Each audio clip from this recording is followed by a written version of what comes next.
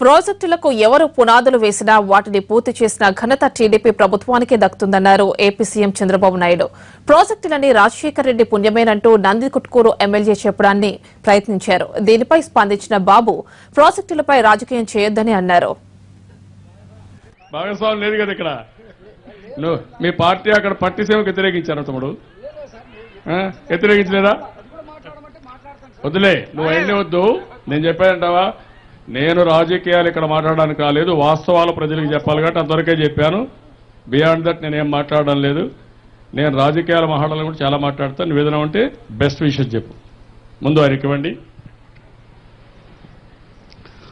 ప్రజలందరికీ నమస్కారాలు, ఇక్కడికి వచ్చిన వాళ్ళందరికీ.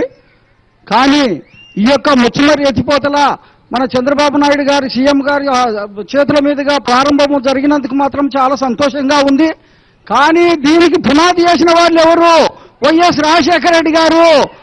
పోలవరం ప్రాజెక్టు కూడా పునాది చేసిన వారు ఎవరు? ఆయన భిక్ష నేను చెప్తున్నా. సారు చేతుల మీదుగా పూర్తయింది. సార్, పునాదులు వేసిన వాళ్ళు కాదు, పునాదులు చాలా వేసి వెళ్ళిపోయారు. అది పునాది వినయా తమ్ముడు, నువ్వు వినాలా?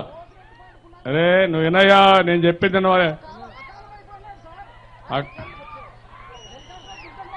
ఇప్పుడు నువ్వు మంచి. నేనేమంటానంటే ఎన్టీ రామారావు గారు ప్రారంభించిన ప్రాజెక్టులు ఇవన్నీ.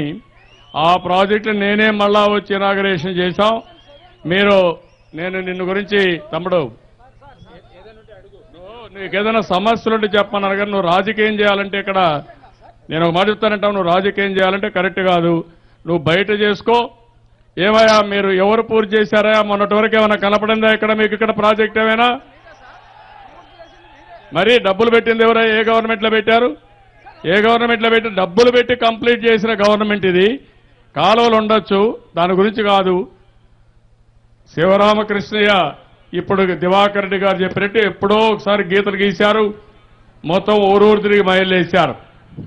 అవన్నీ కూడా మళ్ళా వచ్చిన గవర్నమెంట్లన్నీ కూడా పూర్తిగా నేను అడుగుతున్నాను. 15 నెలల్లో నేను పూర్తి చేయగలిగిన ప్రాజెక్ట్ని ఇన్నేండ్లుగా మీరెందుకు